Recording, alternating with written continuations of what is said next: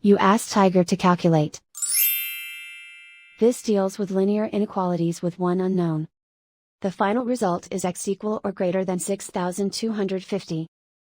Let's solve it step by step. Group all constants on the right side of the inequality.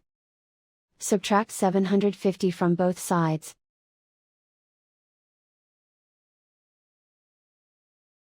Simplify the arithmetic.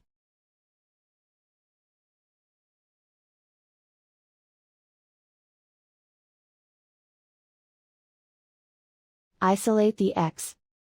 Divide both sides by 0.12.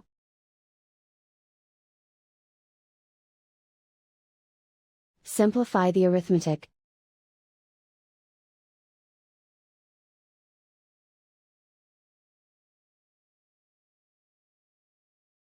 Plot the solution on a coordinate grid. And so the final result is x equal or greater than 6,250.